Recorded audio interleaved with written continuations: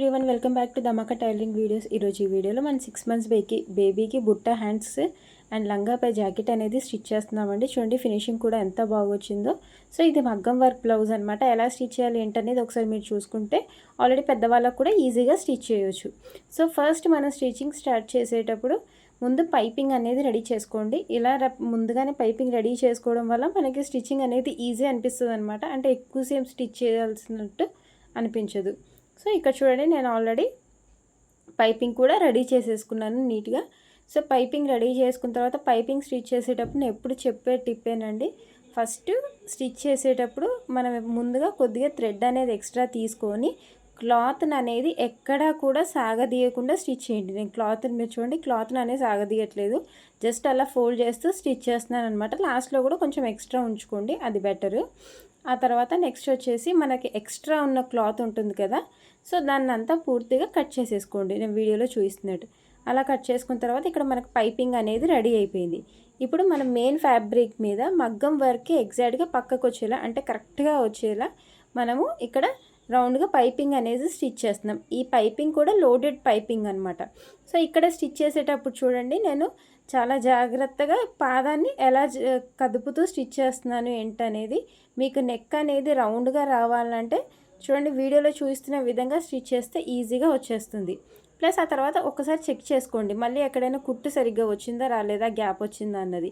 ఇంకొక స్టిచ్ అనేది ఎక్స్ట్రా వేసినట్టయితే మీకు ఎక్కడైనా గ్యాప్స్ ఉన్నా లేకపోతే కరెక్ట్గా రౌండ్ తిరగకపోయినా కూడా ఈజీగా రౌండ్ అనేది బాగా తిరుగుతుందనమాట. ఇక్కడ చూడండి వీడియోలో నేను చూపిస్తున్నట్టు రెండో కుట్టు కూడా వేసాను. ఆ తర్వాత మనకు లైనింగ్ క్లాత్ ఉంటుంది కదా, దాన్ని కరెక్ట్గా ప్లేస్ చేసుకోండి. ఇక్కడ చూడండి ఇక్కడ మనకి ఇచ్చారు ఆల్రెడీ టక్స్ పెట్టుకుంటాం కదా ఫస్టే మనము ఎక్కడి నుంచి ఎక్కడి వరకు అనేది అలా చూసుకొని ఆల్రెడీ ఇందాక కుట్టిన స్టిచ్ ఉంటుంది కదా అదే కుట్టు మీద వచ్చేలాగా మీరు స్టిచ్ చేసుకోవాలి. ఇదొకటి మీరు బాగా గుర్తుంచుకోండి, మళ్ళీ కుట్టు అనేది పక్కకి పోకూడదు అనమాట. సో ఇలా స్టిచ్ చేసుకున్న తర్వాత కరెక్ట్గా వచ్చిందా లేదా చూసుకొని రెండో కుట్టు కూడా వేయండి ఇన్ కేస్ మీకు కరెక్ట్ రాకపోతే. ఆ తర్వాత మనం నెక్ విడ్త్ దగ్గర మనం కట్ చేసేసుకుంటున్నాం. ఇక్కడ చూడండి ఎక్స్ట్రా ఉన్న క్లాత్ అంతా. నెక్స్ట్ మీరు ఒకసారి చెక్ చేసుకోండి. చెక్ చేసుకున్న తర్వాత ఇంకో స్టిచ్ అనేది నేను మళ్ళీ వేస్తున్నాను చూడండి. ఇప్పుడైతే మీకు కరెక్ట్గా వచ్చేస్తుంది. ఎక్కడైనా మన కుట్టు సరిగ్గా రాకపోయినా ప్లస్ గ్యాప్ వచ్చిన పైపింగ్ అనేది చాలామంది గ్యాప్ వస్తుంది. ఆ గ్యాప్ రాకుండా ఉండాలంటే ఇలా ఒక స్టిచ్ వేసుకుంటే మీకు ఫినిషింగ్ కూడా చాలా పర్ఫెక్ట్గా వస్తుంది నెక్ దగ్గర. సో ఇప్పుడు చూడండి మనకి నీట్గా వచ్చేసింది. ఆ తర్వాత నేను చిన్నగా టక్స్ పెట్టుకొని మనము క్లాత్ని అనేది ఫోల్డ్ చేసుకుంటే సరిపోతుంది. అండ్ ఇంకొకటండి, ఇక్కడ మనం పైన కుట్టు అనేది కనపడకుండా జస్ట్ నేను లైనింగ్ మీద ఓపెన్ చేసుకొని ఇలా మీరు కుట్టు వేసేయండి. సో అలా స్టిచ్ చేయడం వల్ల ఏంటంటే మోస్ట్లీ బొటిక్ వాళ్ళు వీళ్ళు పైపింగ్ అనేది స్టిచ్ చేసిన తర్వాత ఇలా లైనింగ్ మీద మాత్రమే కుట్టు వచ్చేలాగా స్టిచ్ చేస్తున్నారు చూడండి. సో ఇప్పుడు మనకు నెక్ ఎంత నీట్గా వచ్చేసింది, ఫ్రంట్ పార్ట్ అనేది రెడీ అయిపోయింది అనమాట. ఇంకా మనం సైడ్స్ ఇవన్నీ స్టిచ్ చేసుకోవటమే. చిన్న పిల్లలకైనా సరే నెక్ చూసారా ఎంత బాగుందో మగ్గం వర్క్తో స్టిచ్ చేసిన. ఇప్పుడు ఈ సైడ్స్ అనేది ఎక్స్ట్రా ఒక కుట్ అనేది వేసేసుకోండి, పూర్తిగా కంప్లీట్ అయిపోతుంది. ఇప్పుడు నెక్స్ట్ బ్యాక్ స్టిచ్ చేసేటప్పుడు కూడా ఇప్పుడు నేను ఏం చేస్తున్నానంటే ఇందాక మనము మెయిన్ ఫ్యాబ్రిక్ మీద మగ్గం వర్క్ ఉంది కదా దాని మీద మాత్రమే డైరెక్ట్గా మనం పైపింగ్ స్టిచ్ చేసాము. ఇప్పుడు వచ్చేసి లైనింగ్ మీద స్టిచ్ చేసుకోండి. ఇక్కడ చూడండి ఇక్కడ బ్యాక్ సైడ్ డిజైన్ లేదు, అందుకని నేను డైరెక్ట్ లైనింగ్ మీద స్టిచ్ చేసేస్తున్నాను. ఇవి రెండు మనకి సేమ్ డైరెక్షన్ ఉండేలా ఉక్సు పట్టి కాజా పట్టి చూసుకొని మీరు అలా స్టిచ్ చేసేసుకోండి పైపింగ్. అంటే కన్ఫ్యూజ్ అవ్వకుండా ఉంటారనమాట బిగినర్స్. ఇలా స్టిచ్ చేసిన తర్వాత సేమ్ మన పైపింగ్ ఇంతకుముందు అయితే ఎలా స్టిచ్ చేసామో ఇక్కడ కూడా సేమ్ అలానే స్టిచ్ చేసుకొని కట్స్ పెట్టుకొని కరెక్ట్గా నీట్గా ఫినిషింగ్ వచ్చేలా స్టిచ్ చేసుకుంటే సరిపోతుంది. ఇది చూడండి మళ్ళీ నెక్స్ట్ మెయిన్ ఫ్యాబ్రిక్ పైన కూడా నేను స్టిచ్ చేసేస్తున్నాను. ఇక్కడ ఒక్కసారి మీరు అబ్జర్వ్ చేయండి నేను ఎలా స్టిచ్ చేస్తున్నాను ఏంటనేది. అండ్ ఇంకొక విషయం, కొత్త వాళ్ళు అయితే కనుక చాలా జాగ్రత్తగా స్లోగా స్టిచ్ చేయండి. ఈ ఎక్స్ట్రా ఉన్న క్లాత్ని కూడా సేమ్ కట్ చేసుకొని ఇక్కడ మన టక్స్ అనేది పెట్టేసుకుంటే సరిపోతుంది. చూడండి ఇక్కడ నీట్గా ఫినిషింగ్ లాగా వచ్చేసింది ఎంత బాగా. ఇప్పుడు మనం షోల్డర్స్ అనేది జాయిన్ చేసుకుంటున్నాం. షోల్డర్స్ జాయిన్ చేసుకునేటప్పుడు కరెక్ట్గా ప్లేస్ చేసుకున్నామా లేదా అంటే హెచ్చు తక్కువలు ఉండకుండా చూసుకోవాలన్నమాట. అదొకటి మీరు బాగా చూసుకోండి. ఇక్కడ నేను కరెక్ట్గా షోల్డర్ వేసేటప్పుడు ముందు బాగా రఫ్ చేయండి, మళ్ళీ లాస్ట్లో కూడా ఒకసారి రఫ్ చేయండి. ఎందుకంటే మీరు రఫ్ చేయకపోతే అక్కడ మీకు కుట్టు అనేది తొందరగా విడిపోతుంది అనమాట. కేవలం నేను ఇవన్నీ చెప్పేది బిగినర్స్ కోసమేనండి. సో ఇక్కడ మనకి షోల్డర్స్ కూడా కంప్లీట్ అయిపోయినాయి. ఫ్రంట్ పార్ట్ చూసారా నెక్ అది ఎంత నీట్గా కనిపిస్తుందో. ఇప్పుడు మనం కింద జస్ట్ బ్యాక్ సైడ్ వచ్చేలాగా షోల్డర్ అనేది లేకుండా ఉండడానికి అక్కడ ఒక చిన్నగా రఫ్ చేసుకుంటే సరిపోతుందన్నమాట. చిన్నపిల్లలకైనా సరే ఎవరికైనా సరే మీరు ఇలా స్టిచ్ చేయడం అలవాటు చేసుకున్నారంటే మీకు ప్రొసీజర్ ఇదే అనేది మీకు అర్థమైపోతుంది. ఇక్కడ చూడండి, ఇప్పుడు మనకి బ్యాక్ పార్ట్ అనేది కంప్లీట్ అయిపోయింది. ఇప్పుడు హుక్స్ పట్టి కాజా పట్టి అనేది మనం స్టిచ్ చేస్తున్నాం. ఫస్ట్ నేను హుక్స్ పట్టి అనేది స్టిచ్ చేస్తున్నాను అనమాట. ఇక్కడ చూడండి, అండ్ హుక్స్ పట్టి స్టిచ్ చేసేటప్పుడు ఎలా స్టిచ్ చేయాలి ఏంటనేది ఇది ఆల్రెడీ బిగినర్స్కి నేను ఇంతకుముందు కూడా ఎక్స్ప్లెయిన్ చేశాను. ఇప్పుడు నేను మీకు తొందరగా వీడియో కంప్లీట్ అవ్వడానికి కొంచెం ఫాస్ట్ ఫార్వర్డ్ అనేది పెట్టేశానండి. ఇప్పుడు మనకి హుక్స్ పట్టి అనేది కంప్లీట్ అయిపోయింది. నెక్స్ట్ వచ్చేసి కాజా పట్టి కూడా సేమ్ అలానే స్టిచ్ చేసుకోండి. అండ్ స్టిచ్ చేసేటప్పుడు కుట్టు అనేది కరెక్ట్ వస్తుందా లేదా అనేది కూడా ఒకసారి చూసుకోవాలన్నమాట. మీరు రెండు సరి సమానంగా ఉన్నాయా లేదా. ఇప్పుడు నేను కాజా పట్టి అనేది స్టిచ్ చేస్తున్నాను. అండ్ ఇక్కడ స్టిచ్ చేసేటప్పుడు చూడండి, క్లాత్ అనేది ఇవి దారాలు పోగులుగా బయటకు వచ్చేస్తుంటాయి అన్నమాట. సో వాటిని మనం చూసుకుంటూ కరెక్ట్గా నీట్గా క్లాత్ని అనేది ప్లేస్ చేసుకొని ఫోల్డ్ చేసి నేను వీడియోలో చూపిస్తున్నట్టు స్టిచ్ చేయండి. అండ్ వీళ్ళకి చిన్నపిల్లలకైనా సరే సేమ్ హుక్స్ పట్టి కాజా పట్టికి ఎక్కువ లెంత్ సేమ్ అలానే ఇచ్చేసేయండి. అండ్ బ్యాక్ సైడ్ స్టిచ్ చేసేటప్పుడు ఇక్కడ మీరు ఒకటి గమనించాల్సింది ఏంటంటే హెచ్చు తక్కువలు రాకుండా అంటే సమానంగా రావాలన్నమాట. హుక్స్ పట్టి కాజా పట్టి అదొకటి మీరు బాగా చూసుకోండి. ఇన్ కేస్ మనం ఏ చిన్న మిస్టేక్ చేసినా కూడా అక్కడ హెచ్చు తక్కువలు అనేది వస్తూ ఉంటాయి. సో ఇప్పుడు మనకి కరెక్ట్గా వచ్చిందా లేదా చెక్ చేసుకున్నాను. ఇప్పుడు నేను బుట్ట హ్యాండ్స్ అనేది స్టిచ్ చేస్తున్నాను. ఇది అనేది మీకు ఇలా వస్తుందండి మోడల్ అనమాట. సో ఇలా రావాలి, ప్లస్ కంప్లీట్గా లోడెడ్లో రావాలి. ఇక్కడ చూడండి, మన ఖర్చులు బయట కనపడకుండా స్టిచ్ చేశాను. ఇప్పుడు చూడండి, ఫస్ట్ హ్యాండ్స్ ఎలా అయితే మనం స్టిచ్ చేసుకోవాలో పూర్తిగా లైనింగ్ అనేది సేమ్ అలానే మెయిన్ ఫ్యాబ్రిక్కి జాయిన్ చేసేసుకొని ఎక్స్ట్రా ఉన్న క్లాత్ అనేది కంప్లీట్గా కట్ చేసేసుకోండి.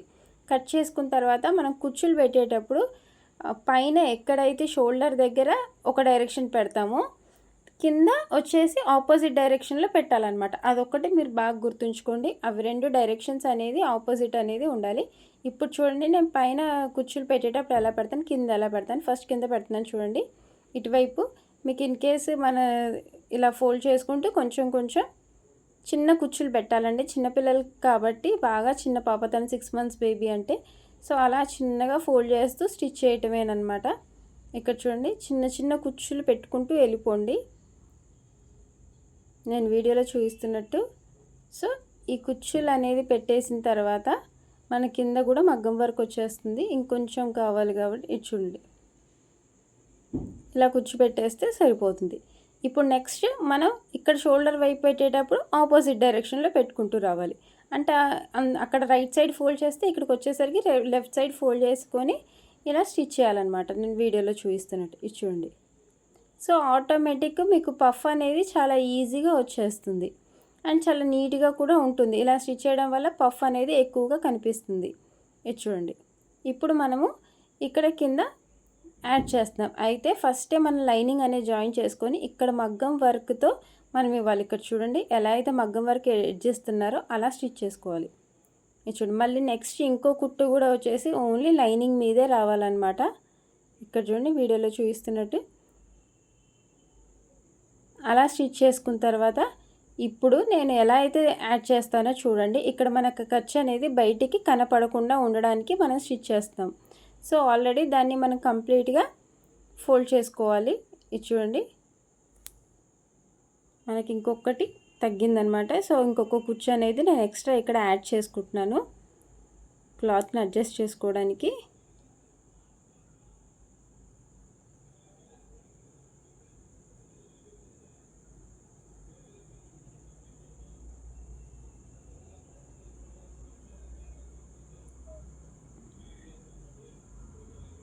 ఇప్పుడు ఇక్కడ మగ్గం వర్క్ వచ్చే దగ్గర మాత్రమే సింగిల్ పాదం యూస్ చేస్తూ ఇలా స్టిచ్ చేయాలన్నమాట. ఆల్రెడీ మనం పైన ఫోల్డ్ చేసాం కదా, ఇక్కడ చూడండి.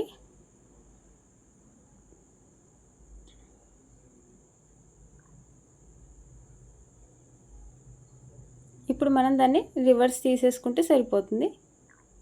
ఇంకో కుట్ట అనేది కూడా ఎక్స్ట్రా వేసేసుకోండి. లాస్ట్లో లైనింగ్ అనేది జాయిన్ చేస్తే మీకు బ్యాక్ సైడ్ అనేది చాలా నీట్ ఫినిషింగ్తో ఉంటుందన్నమాట. సో చిన్నపిల్లకి గుచ్చుకోకుండా కూడా ఉంటుంది. ఇక్కడ చూడండి, ఇప్పుడు పై వైపునే నేను కుట్ట ఎలా వేస్తున్నానో ఫోల్డ్ చేసుకుంటూ అండ్ మగ్గం వర్క్ ఉన్న దగ్గర బాగా స్లోగా స్టిచ్ చేస్తే సరిపోతుందన్నమాట. సో ఇక్కడ అనేది మీకు కంప్లీట్ అయిపోయింది హ్యాండ్స్. ఇప్పుడు ఈ హ్యాండ్స్ అనేది మనం జాయిన్ చేసుకోవాలి.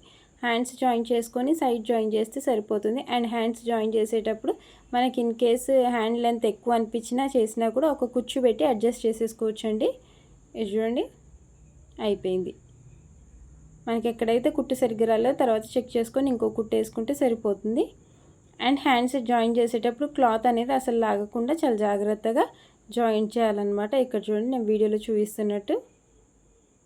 సో ఇక్కడతో మనకి కంప్లీట్ అయిపోయింది. నెక్స్ట్ ఇప్పుడు మనం ఫ్రంట్ ఎక్స్ట్రా క్లాత్ ఉంటుంది కదా, దాన్ని ఫోల్డ్ చేసేసుకొని సైడ్ జాయింట్స్ అనేది చేసేస్తే చిన్న 6 months బేబీ ఫ్రాక్ లెహంగా పైకి జాకెట్ అనేది చాలా ఈజీగా కంప్లీట్ అయిపోతుంది.